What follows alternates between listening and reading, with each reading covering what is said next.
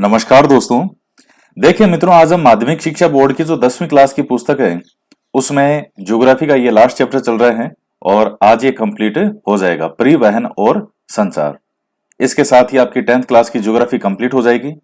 उसके बाद जो पॉलिटी है उसका एक नया शेड्यूल मैं फिक्स करूंगा जिसके बारे में आपको जानकारी दे दूंगा। तो आज हम पढ़ने वाले हैं और इसके साथ ही जो हमने लास्ट क्लास ली थी यहाँ, उसमें से आपको एक क्वेश्चन का जवाब देना है कि भारत की सबसे पहले विद्युत से चलने वाली ट्रेन का क्या नाम है। भारत की सबसे पहली विद्युत ट्रेन का क्या नाम है, ये आपको कमेंट करके बताना है। ये लास्ट क्लास में हमने पढ़ा था और आज हम आगे पढ़ते हैं जल परिवहन के बारे में। तो अलग अलग हम देख रहे थे कि परिवहन के कौन कौन से साधन है, उसमें से एक साधन भी है परिवहन। जल परिवहन किसी भी देश को सबसे सस्ता यातायात प्रदान करता है क्योंकि इसके निर्माण में परिवहन मार्गों का निर्माण नहीं करना पड़ता और केवल जल परिवहन के साधनों से ही यातायात किया जाता है। तो ये क्या कह रहा है कि जो परिवहन के साधन जैसे जो जल परिवहन है, तो इसके बनाने में और इसको चलाने में ही खर्चा है। जहां ये चलना है वहां कोई खर्चा नहीं करना। जैसे आपको चलना है समुद्र में, तो क्या बनाओगे वहां पे? कोई ऐसा थोड़ी कि हम समुद्र में रोड बनाएंगे फिर उस पे चलेंगे। ये तो भगवान का बनाया बनाया है। इतना आवश्यक है कि इसके लिए प्राकृतिक तथा कृत्रिम जल पूर्ण मार्ग आवश्यक है। भारत के लोग अनंत काल से समुद्री यात्राएं करते रहे हैं। यहाँ नाविकों ने दूर और पास के क्षेत्रों में भारतीय संस्कृति व व्यापार को फैलाया है। जल परिवहन द्वारा भारी और स्थूलकाय वस्तुओं का ढोना अनुकूल है। यह है परिवहन। परिवहन साधनों में ऊर्जा सक्षम और पर्यावरण अनुकूल भी है। हमारे देश में आंतरिक और समुद्रीय दोनों प्रकार का जल परिवहन किया जाता है। आंतरिक जल परिवहन की दृष्टि से देश में प्राचीन काल से ही नदियों के माध्यम से यातायात किया जाता था।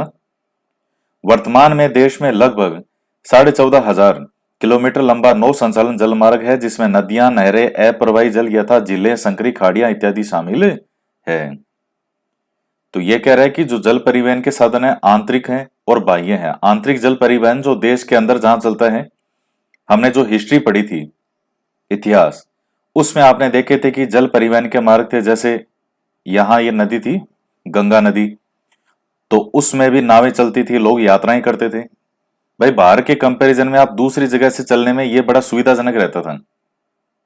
बड़े बड़े जहाज होते थे, नावें होती थी और विदेश जो है व्यापार होता था। भारत जैसे इधर के जो दक्षिणी या इंडोनेशिया इस तरफ रहे ये तो जाते थे, व्यापार करते थे, तो जहाज जाते थे। और वो आज भी है उसी चीजें वैसी। देश की प्रमुख नदियों में 3700 किलोमीटर लंबे मार्ग का उपयोग किया जा रहा है।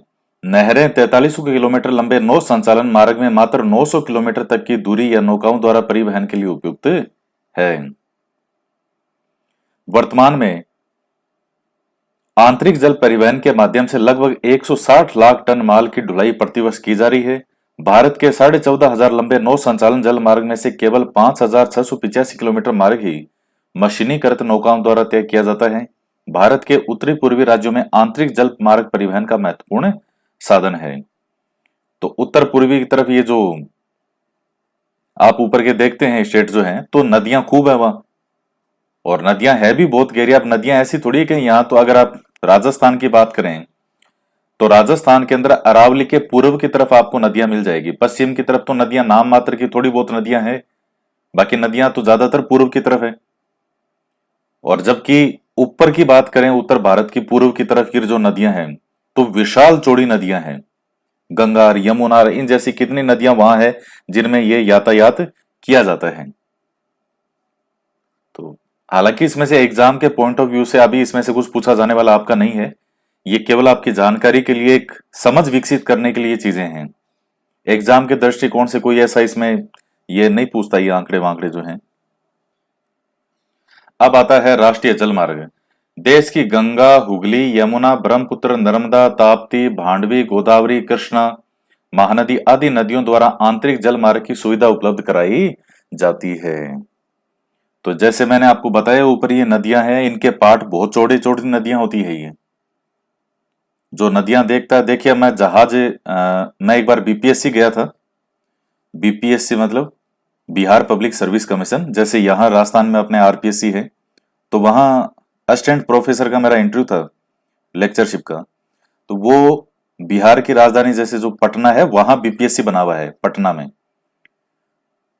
तो वहां जो मैंने एक साइड की यात्रा है वो प्लेन से की थी। तो प्लेन इतनी ऊंचाई पर उड़ रहा था, रास्ते में गंगा नदी भी आई, लंबे समय तक खूब, जो गंगा नदी है काफी दूर तक दिखती रही। मतलब इतनी ऊंचाई से भी जो है वो गंगा नदी का पार्ट इतना चौड़ा दिख रहा था। तो आप देखिए कि वहां जब नीचे होते हैं तो कितनी चौड़ाई है बीच में, तो उसमें बड़े बड़े जहाज आराम से निकलते हैं वहां। ऐसी थोड़ी कि संकरी नदियां पतली पतली इतनी कितनी कह कर लो सब मुश्किल से जहाज बीच में कहीं फंस गया उसमें, ऐसा नहीं होता है। तो इन नदियों के पार्ट बहुत चौड़े हैं। निम्न जलमार्गों को भारत सरकार द्वारा राष्ट्रीय जलमार्ग घोषित किया गया है। ये है, अगर सिलेबस में है ये टॉपिक किसी के, तो यहां से पूछ सकता है। नौगम्य राष्ट्रीय जलमार्ग संख्या 1, हल्दिया तथा इलाहाबाद के मध्य गंगा जल मार्ग, जो 1620 किलोमीटर लंबा है। तो यहां भी ये मार्ग है। अब ऐसा थोड़ी कि अपनी मन मर्जी से जो है किधर ही उड़ लिए। अब जैसे मान लीजिए ऊपर हवाई जहाज उड़ता है, तो किसी को लगेगा इनके तो जब मन होता है इधर मोड़ लिए इधर मोड़ लिए। इनके भी रूट होते हैं, समुद्र में जहाज चलते हैं उनके भी रूट होते हैं। तो उसी प्रकार से इसका रूट होता है हल्दिया तथा इलाहाबाद के मध्य गंगा जल मार्ग, जो 1620 किलोमीटर लंबा है। तो देखिए ये जो हल्दिया है ये दरअसल वेस्ट बंगाल में है, हल्दिया जो है, और इलाहाबाद है यूपी में। और दूसरा है राष्ट्रीय जलमार्ग संख्या 2। देखिए ये सभी बहुत महत्वपूर्ण है। परिवहन वाला टॉपिक अगर आपके सिलेबस में है, जिसका भी कोई अलग अलग एग्जाम होते हैं सबके, अगर आपकी परीक्षा में है तो आपके लिए ये वाली चीजें महत्वपूर्ण है। राष्ट्रीय जलमार्ग संख्या 2 कौन सा है? सदिया व धुरी के मध्य 891 किलोमीटर लंबा ब्रह्मपुत्र नदी जलमार्ग। तो सदिया और धुरी ये किधर है? तो चूंकि ब्रह्मपुत्र नदी जलमार्ग है तो असम में है, इधर ही होंगे। ये असम में है सदिया धुरी।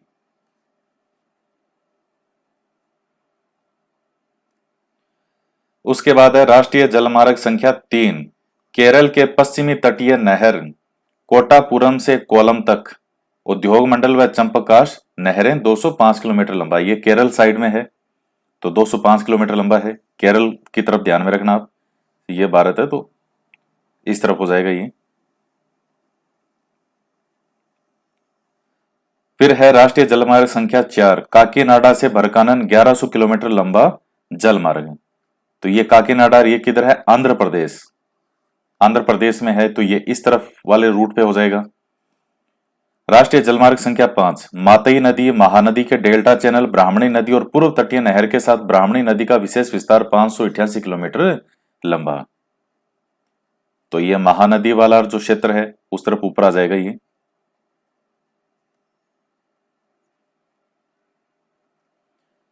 कुछ अन्य जलमार्ग भी हैं जिन पर परिवहन होता है, जिसमें मांडवी और जुआरी, कंबरजुआ, सुंदरबन, बराक, केरल का पश्च जल और कुछ नदियों का ज्वारीय विस्तार शामिल है।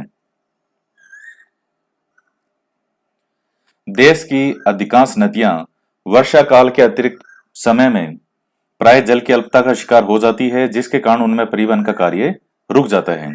भारत के भूतल परिवहन मंत्रालय द्वारा करे गए सर्वेक्षण के अनुसार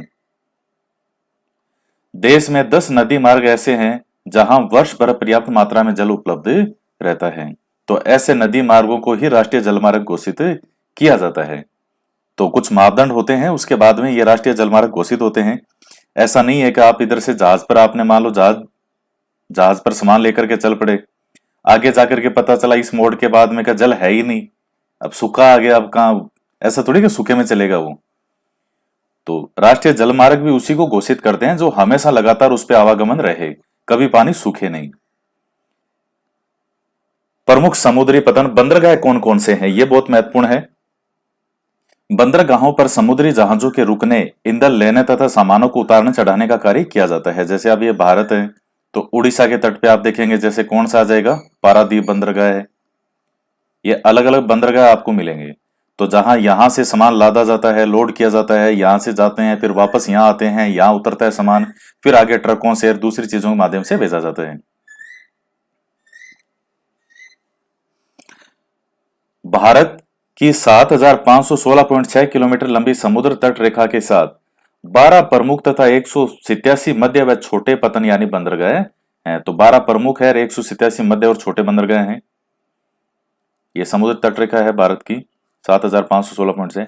ये प्रमुख पतन देश, ये देखिए ये मैप है भारत का जिसमें हवाई अड्डे और जो है बंदरगाह वगैरह बता रखे हैं। ये हल्दिया वो जगह देखिए जो मैंने आपको वेस्ट बंगाल में बताई थी, यहाँ हल्दिया लिख रखा है इसने। और ये नेताजी सुभाष चंद्र हवाई अड्डा कोलकाता के अंदर बहुत ही बड़ा है। ये जो यहाँ वाला है कोलकाता वाला, ये मेरा देखा हुआ है, बहुत शानदार है, बहुत ही सुंदर। और ये पारादीप बंदरगाह है ओडिशा पे, यहाँ ये विशाखापट्टनम है, ये चेन्नई का इधर आ गया, इधर न्यू मैंगलोर कर्नाटक की तरफ, केरल की तरफ ये कोचीर। मारमा गोवा किसका है? गोवा का, मारमा गोवा, ये नाम भी आता है इसमें गोवा। और मुंबई के अंदर छत्रपति शिवाजी जवाहरलाल नेहरू जो है वो है एयरपोर्ट। गुजरात में कांडला बंदरगाह, और ये दिल्ली में इंदिरा गांधी अंतर्राष्ट्रीय हवाई अड्डा। ऐसे करके है, ये छोटे छोटे नाम हैं। तो ये जो बंदरगाह है ये देश का 95% जो है वो विदेशी व्यापार संचालित करते हैं। इसके बाद आता है जल परिवहन। ये फोटो है जल परिवहन, एक पोत लगा रखा है यहाँ पे इन्होंने। स्वतंत्रता प्राप्ति के पश्चात कच्छ में कांडला पतन पहले पतन के रूप में विकसित किया गया था। आजादी के पश्चात पहले कहा कांडला। ऐसा देश विभाजन से कराची पतन की कमी को पूरा करने के लिए और मुंबई से होने वाले व्यापारिक दबाव को कम करने के लिए किया गया। इससे पहले जैसे कराची है तो वहां मुख्य रूप से, क्योंकि पहले भारत रही है, एक ही था कराची वाराणसी सब, तो वो मुख्य रूप में था। लेकिन फिर बाद में जो मुंबई से होने वाले व्यापार को दबाव को कम करने के लिए, क्योंकि एक जगह इतने इकट्ठे हो जाते जहाज, तो उसके लिए फिर इनका निर्माण किया गया है। तो ये हो गया। उसके बाद है कि कांडला जो है वो एक ज्वारीय बंदरगाह है। ज्वारीय बंदरगाह क्या होता है? जिसमें बंदरगाह का जो जल है, जैसे ये मान लीजिए कांडला बंदरगाह यहाँ बना हुआ है, तो ज्वार के साथ में ही जो जल है वो उतार चढ़ाव उसका काफी बदलता रहता है। तो मुख्य रूप से ज्वारीय बंदरगाह में आता है वो। यह है जम्मू कश्मीर, हिमाचल प्रदेश, पंजाब, हरियाणा, राजस्थान व गुजरात के औद्योगिक और कृषि उत्पादों के आयात निर्यात को संचालित करता है। मुंबई वृहत्तम पतन है, मतलब बड़ा बंदरगाह जिसमें प्राकृतिक खुले विस्तृत और सुचारू पोताश्रय है। मुंबई पतन के अधिक परिवहन को ध्यान में रखकर इसके सामने जवाहरलाल नेहरू पतन विकसित किया गया, जो पूरे क्षेत्र को एक समूह पतन की सुविधा भी प्रदान कर सके। लोहे ऐसे के निर्यात के संदर्भ में मारमागांव पतन देश का महत्वपूर्ण पतन है। ये पतन से मतलब आप नष्ट होने वाला पतन मत समझ लेना, इस पतन का मतलब है जहाज। पतन मतलब जो प्रमुख बंदरगाह है, पतन मतलब बंदरगाह है, जहाज नहीं बंदरगाह है। यहां से देश के कुल निर्यात का आधा लोहे का निर्यात किया जाता है। कर्नाटक में स्थित न्यू मैंगलोर पतन कुर्दमुख खानों से निकाले हुए लोहे को निर्यात करता है। सुदूर दक्षिण पश्चिम में कोची पतन है, यह एक लेगून के मुहाने पर स्थित है और ये एक प्राकृतिक पोताश्रय यानी नेचुरल बंदरगाह बना हुआ है। कुछ तो बनाए जाते हैं, कुछ नेचुरली बने गए हैं। पूर्वी तट के साथ तमिलनाडु में दक्षिण पूर्वी छोर पर तुतीकोरिन पतन है। यह आपसे नाम पूछ सकता है, यही आपके लिए सबसे महत्वपूर्ण है। यह एक नेचुरल बंदरगाह है तथा इसकी पृष्ठभूमि भी अत्यंत समृद्ध है। यह पतन हमारे पड़ोसी देशों जैसे श्रीलंका, मालदीव आदि तथा भारत के तटीय क्षेत्रों की भिन्न वस्तुओं के व्यापार को संचालित करता है। चेन्नई की गणना देश के प्राचीनतम बंदरगाहों में की जाती है, जबकि विशाखापट्टनम देश का सर्वश्रेष्ठ प्राकृतिक बंदरगाह है। यहाँ पोत निर्माण और उनके मरम्मत की सुविधा भी उपलब्ध है। चेन्नई व्यापार की मात्रा और सामान लदान के संदर्भ में देश का दूसरा बड़ा बंदरगाह है। ओडिशा में स्थित पारादीप पतन विशेषतः लोहे ऐसे का निर्यात करता है। तो यह पारादीप वाला तो कई बार इन्होंने पूछ रखा है आरएस के एग्जाम से लेकर के सभी परीक्षाओं में कि पारादीप बंदरगाह कहाँ स्थित है, तो क्या हो जाएगा? उड़ीसा। कोलकाता एक अंतःस्थलीय नदीय पतन है। यह सागर तट से 148 किलोमीटर अंदर हुगली नदी के किनारे स्थित है। अंतःस्थलीय मतलब हुगली नदी के अंदर तक, समुद्र के काफी अंदर तक, 148 किलोमीटर अंदर तक हुगली नदी के किनारे स्थित है। ज्वारीय पतन होने के कारण तथा हुगली नदी के तलछट जमाव से इसे नियमित रूप से साफ करना पड़ता है। कोलकाता पतन पर बढ़ते व्यापार दबाव को कम करने के लिए हल्दिया सहायक पतन के रूप में विकसित किया गया है। तो कोलकाता एयरपोर्ट तो है, उसके साथ में हल्दिया भी वही जगह है, तो हल्दिया सहायक पतन के रूप में है। हल्दिया में पूर्णतः सुसज्जित कोयला और तेल कंटेनर की सुविधा उपलब्ध है। राजस्थान में समुद्री तट और पूर्णकालिक नदियों के अभाव के कारण यहाँ जल परिवहन की सुविधा उपलब्ध नहीं है। राजस्थान के निकटतम बंदरगाह कांडला और मुंबई हैं।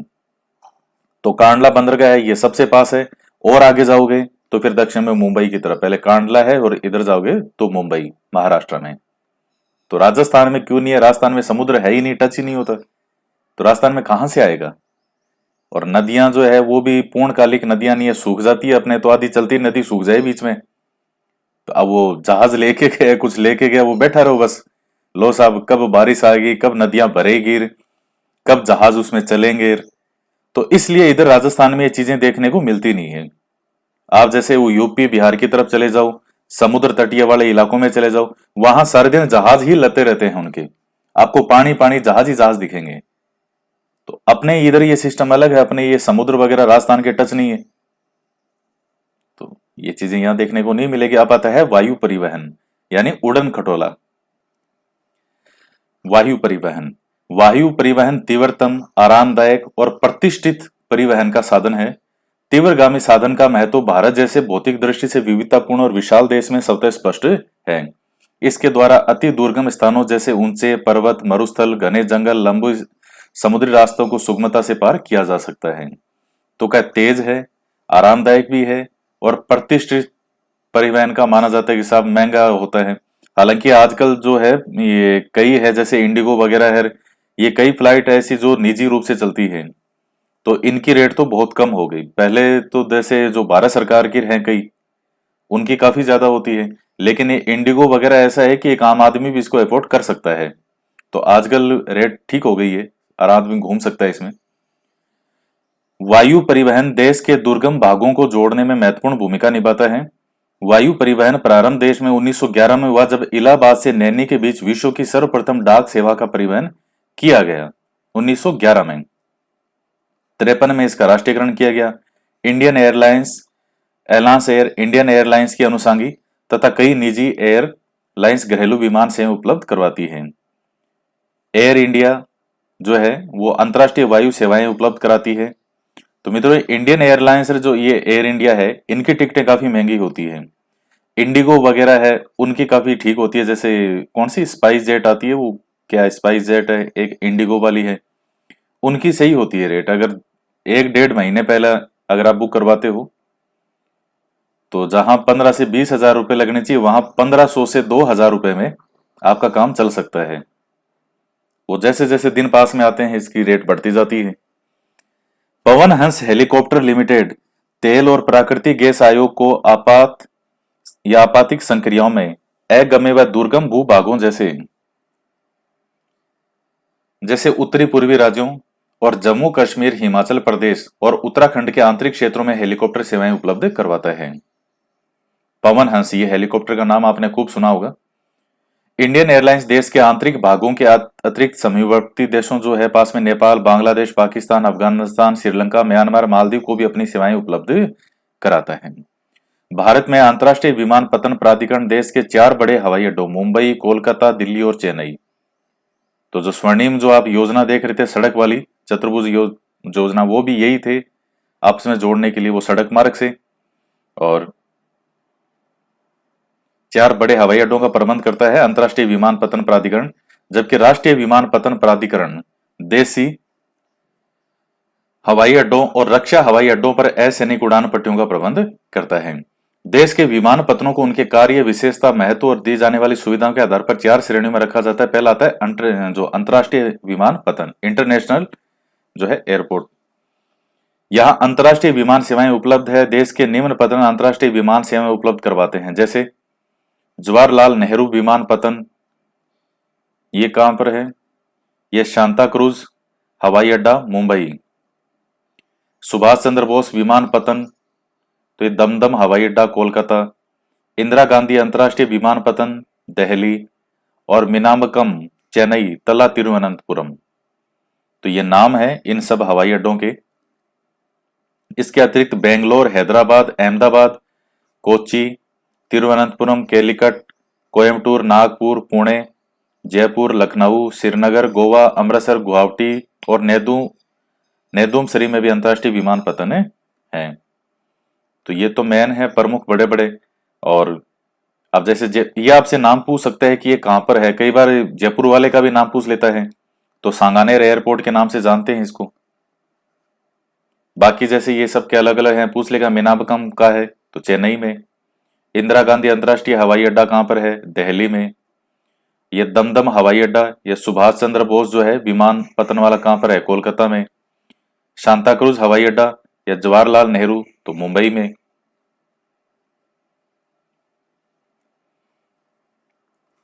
प्रधान श्रेणी के विमानपत्तन ये छोटे बड़े सभी प्रकार के वायुयानों को उतारने और उड़ान भरने की सुविधा प्रदान करते हैं। ये निम्न अगरतला, अहमदाबाद, राजासीसी अमृतसर, आमोसी लखनऊ और पटना, बेगमपेट हैदराबाद, सेंट थॉमस चेन्नई, सफदरजंग दिल्ली, गुवाहाटी जयपुर, नागपुर, तिरुचिरापल्ली, बड़ापानी शिलांग आदि। तो ये जो हैं ये छोटे बड़े सभी प्रकार के वायुयानों को उतारने और उड़ान भरने की सुविधा प्रदान करते हैं। तो इनमें जयपुर का इनका भी नाम आता है, ऊपर वाले में भी आता है, अंतर्राष्ट्रीय में भी आता है। इनके अतिरिक्त देश के 38 मध्य श्रेणी, 28 छोटी श्रेणी के विमानपत्तन और सरकारी सहायता प्राप्त उड्डयन क्लब भी हैं, जहां चालकों को प्रशिक्षण दिया जाता है। तो आपसे देखिए ये बाकी चीजें नहीं पूछेगा, जो 4 बड़े बड़े नाम हैं चेन्नई, दिल्ली, मुंबई और कोलकाता, उनके हवाई अड्डों के नाम पता होना चाहिए और जयपुर के हवाई अड्डे का नाम पता होना चाहिए। इसके अलावा आपको कोई ना भी पढ़ो तो कोई ऐसी बात नहीं है, वो नहीं पूछता। जब तक पर्टिकुलर अलग से आपके सिलेबस में इस तरह का टॉपिक मेंशन ना हो, वो ये नहीं पूछेगा कि बेगमपेट कहाँ है, राजासीसी कहाँ है, सामान्यतया नहीं पूछता है। राजस्थान में जयपुर सांगानेर स्थित विमानपत्तन प्रधान श्रेणी का हवाई अड्डा है। यहाँ 2 टर्मिनल है जहां से देश व कुछ विदेशी विमान सेवाओं का संचालन सरकारी और निजी विमान कंपनियों द्वारा किया जाता है। यहाँ से देश के सभी प्रमुख शहरों के लिए विमान सेवाएं उपलब्ध है। इसके अतिरिक्त रातानाडा जोधपुर और डबोक उदयपुर में मध्यम श्रेणी के विमानपत्तन है, जहां से देश के कुछ प्रमुख शहरों के लिए विमान सेवाएं उपलब्ध है। कोटा में छोटी श्रेणी का विमानपत्तन है। अजमेर में भी किशनगढ़ के पास विमानपत्तन का निर्माण किया जा रहा है, जहां से शीघ्र वायु परिवहन सेवाएं उपलब्ध होगी। तो ये देखिए जयपुर में तो सांगानेर एयरपोर्ट है ही, इसके अलावा जैसे जोधपुर के अंदर भी है, उदयपुर में भी है, कोटा में भी है, किशनगढ़ में है। तो यहाँ हवाई अड्डे भी हैं जो देश के लिए भी कुछ स्थानों पर जाते हैं। और ज्यादातर जो हवाई अड्डे, ये जो स्थानीय हवाई अड्डे हैं, तो ये राजधानी को जोड़ने का काम करते हैं। राजधानी या फिर जैसे दिल्ली की तरफ या जयपुर की तरफ। अब जैसे किसी को जयपुर से उदयपुर जाना है तो फ्लाइट भी है, तो आप जा सकते हो। कितने 40-45 मिनट में पहुंच जाओगे, 30-35 मिनट चाहिए, इतने ही लगे, 30-40 मिनट लगते हैं। अब आती है संचार सेवाएं। जब से मानव पृथ्वी पर अवतरित हुआ है, उसने विभिन्न संचार माध्यमों का प्रयोग किया है। प्रगति के पथ पर मानव बहुत दूर चला आया है। जीवन के हर क्षेत्र में कई ऐसे मुकाम प्राप्त हो गए हैं जो हमें जीवन में सभी सुविधाएं व आराम प्रदान करते हैं। आज संचार मानव की मुट्ठी में समाया हुआ है और संचार क्षेत्र में क्रांतिकारी कदम उठाए गए हैं। अनेक नए सोर्स, नए साधन और नई सुविधाएं हैं जो हमें आधुनिकता के दौर में काफी ऊपर लाकर खड़ा करती है। संदेश प्राप्त करता है। संदेश भेजने वाले के गति विहीन रहते हुए भी लंबी दूरी का संचार बहुत साधन आसान है। निजी दूर संचार और जन संचार में दूरदर्शन, रेडियो, समाचार पत्र समूह है, press, cinema, internet, cable, mobile उपग्रह आदि देश के प्रमुख संचार साधन है। तो ये सब संचार के ही साधन है। अब जैसे मान लीजिए मैं वीडियो बना रहा हूं, तो यूं ही यूट्यूब पे अपलोड हुआ, अपलोड होते ही आप चाहे अमेरिका बैठे हो, दक्षिण अफ्रीका बैठे हो, चाहे आप साउथ में बैठे हो, चाहे आप श्रीलंका बैठे हो और चाहे आप कहीं बैठे हो, आपके पास उस वक्त फोन में अगर इंटरनेट चल रहा है तो वो वीडियो आपको मिल जाएगा। तो 1 सेकंड में इधर से अपलोड और उधर से आपने उसको देख लिया। तो ये संचार के साधन है, ये भी एक संचार ही है। भारत का डाक संचार तंत्र विश्व का बृहत्तम है। यह पार्सल, निजी पत्र व्यवहार, स्पीड पोस्ट आदि को संचालित करता है। कार्ड व लिफाफा बंद चिट्ठी, ये देखिए ये बने हुए हैं पोस्ट, आपने भी सैकड़ों बार इनमें पोस्ट किया होगा। तो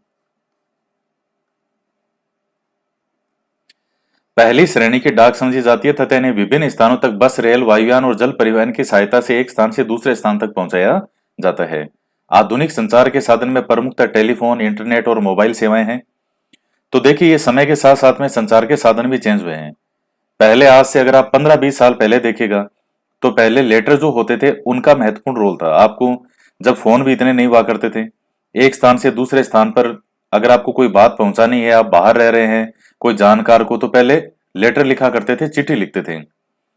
अब जैसे बॉर्डर फिल्म आपने देखी है, बॉर्डर फिल्म, संदेश से आते हैं, संदेश से जाते हैं, तो वहां एक डाकिया आता है और सारे सैनिक कैसे भागते हैं कि हमारे घर से चिट्ठी आई है, मेरे घर से आई है। कोई कह रहा है कि मैं पापा बनने वाला हूँ, कोई कह रहा है कि साहब हमारे भैंस जो है वो जो है उसके बच्चा हुआ है, किसी के गाय के हुआ है, कोई कुछ सूचना बता रहा है और उनको कोई हंसता है, कोई रोता है, कोई खुश होता है। तो ये चीजें अब समय के साथ में, आज के समय भी क्या वही चीजें हैं? नहीं, अब समय बहुत बदल गए हैं। अब टेलीफोन हो गए, सबके पास फोन हो गए, घर से एक सेकंड के अंदर दूसरी जगह न्यूज पहुंच जाती है। तो उस आप जो बॉर्डर फिल्म है उसमें वो सीन देखिएगा जब वो डाकिया चिट्ठी लेकर के आता है। तो इस तरह से पहले ये इस तरह से होता था सिस्टम। खुशी और गम के जो समाचार हैं वो आदमी इस तरह से लेटर के माध्यम से लिखता था। आजकल तो फोन हो गए, व्हाट्सएप, सोशल मीडिया, फेसबुक, सारे दिन आदमी इसी पे ही रहता है। कई तो ऐसे होते हैं सोशल मीडिया पे, वो 24 घंटा सोशल मीडिया पे रहते, फेसबुक पे रहते हैं। मैं खाना खा रहा हूँ, हाय फ्रेंड्स, देखो मैं खाना खाते हुए सेल्फी।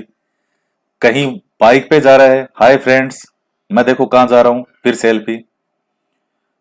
तो ये कई सेल्फी और सेल्फियों के चक्कर में तो कोई पहाड़ी वाड़ी पे कई बार ऊपर चढ़ जाते हैं, कभी पानी के बीच में फंस जाते हैं, फिर रोते हैं, फिर लोग आते हैं, फिर इनको बचाते हैं। तो ये सारे दिन 24 घंटा ही इनके रहता है, हाय फ्रेंड्स देखो हम क्या कर रहे हैं, हाय फ्रेंड्स हम देखो क्या कर रहे हैं।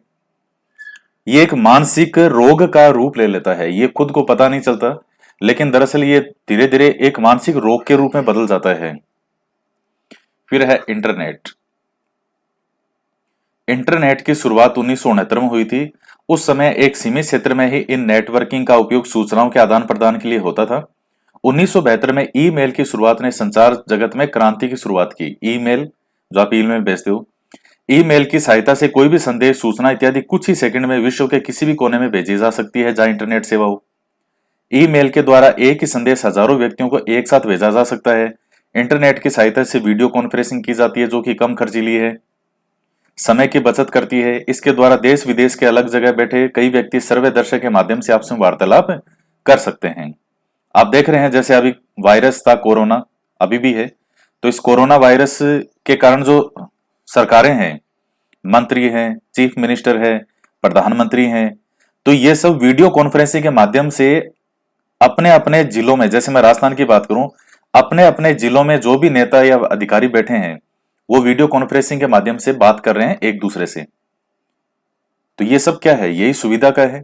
सुविधा नहीं होती ये, आज से 20 साल पहले होते तो फिर उनको भी एक जगह इकट्ठा होना पड़ता, फिर मीटिंग करते, चाय पानी का खर्चा, और एक बार की मीटिंग के अंदर ही लाखों रुपए जो है ये खर्च कर देते हैं।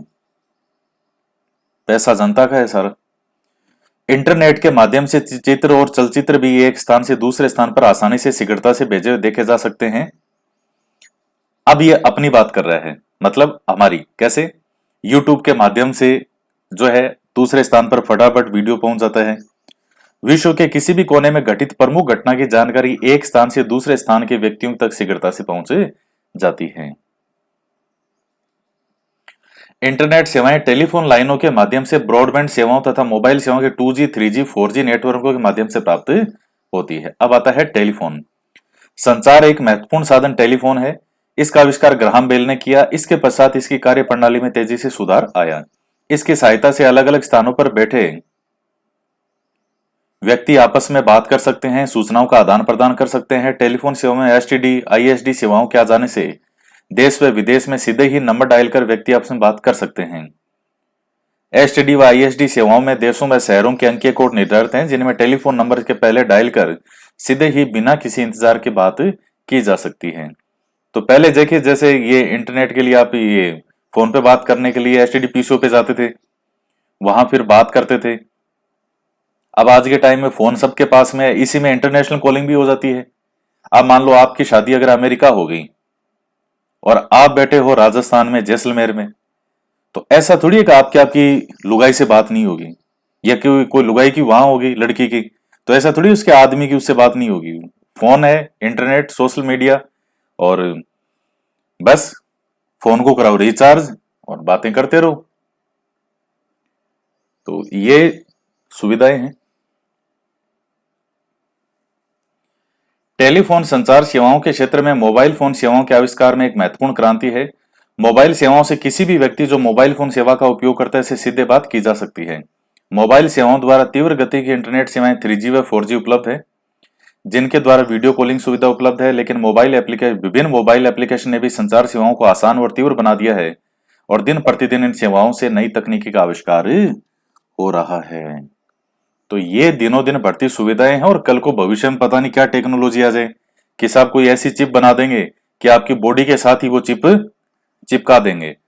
अब वो पूरी आपकी नेटवर्क, आपकी बॉडी की आपकी हेल्थ कैसी है, कितना आपका तापमान है, जो है कितनी आपकी हार्ट की जो वो धड़कन है कितनी है, ये सब बीपी कितना है, फोन से भी आप उसको मिला करके बात भी कर पाएंगे। दिनों दिन टेक्नोलॉजी ऐसी आ गई कि कभी 30-35 साल पहले किसी ने सोचा नहीं था कि घर बैठे एक एंड्रॉयड फोन जो है वो आपको पूरी दुनिया एक फोन में दे देगा। तो ये समय की बात है, हर वक्त में कुछ ना कुछ चेंज होता है, कुछ अच्छे होते हैं, कुछ लोग उसका दुरुपयोग करने का प्रयास करते हैं, भविष्य में फिर नई टेक्नोलॉजी होगी। तो ये मित्रों आपका चैप्टर कंप्लीट होता है, और ये आपके महत्वपूर्ण बिंदु हैं, सभी आप इनको पढ़ लेना, पढ़ो तो कि कौन कौन से क्या क्या मेन पॉइंट हैं। जैसे ये हो गया राष्ट्रीय राजमार्ग हैं, ये कुछ आंकड़े चेंज भी हो गए। ये प्रमुख मेन लास्ट में शॉर्ट के अंदर इन्होंने कुछ मेन पॉइंट हैं वो रिवाइज किए हैं।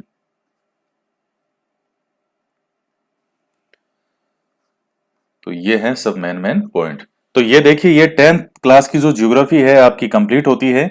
तो 6 से 10th क्लास की ज्योग्राफी आपकी कंप्लीट हो चुकी है, और इसके बाद में हम 6 क्लास से पॉलिटी स्टार्ट करेंगे, 6 से 10th की पॉलिटी करेंगे। उसके लिए मैं एक नया वो बनाने वाला हूं शेड्यूल, ताकि फिक्स टाइम पे डेली नियमित आपको उपलब्ध हो सके वीडियो, और उसमें वैसे वेट नहीं करना पड़े कि कब 10 बजे अपलोड होगा, 5 बजे होगा, कब होगा।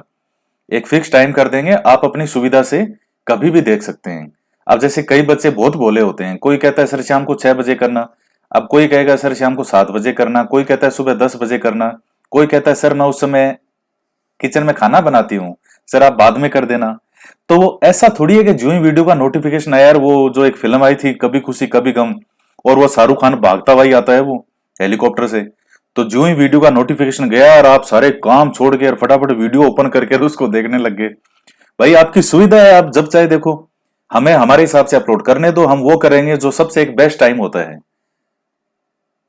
और सामने वाला जो है उसके 24 घंटों में से सबके लिए अलग अलग है, कोई रात को 2 बजे फ्री होता होगा, कोई सुबह 5 बजे फ्री होता है, कोई दिन के 5 बजे शाम को फ्री होगा, कोई सुबह 7 बजे फ्री होता है। जब आपको सुविधा मिले आप तब ओपन करो उसको। ऐसा थोड़ी है कि मैंने बस वो अपलोड किया और नोटिफिकेशन गया और ये सब फास्ट एकदम यूं यूं यूं यूं भागते हुए, ऐसा थोड़ी है। तो एक फिक्स शेड्यूल कर देंगे और आप आराम से जो है उनको जब चाहे फ्री होके देखो, हमारी ओर से एक फिक्स शेड्यूल पे कर दिया जाएगा। तो मैं एक शेड्यूल बना रहा हूं।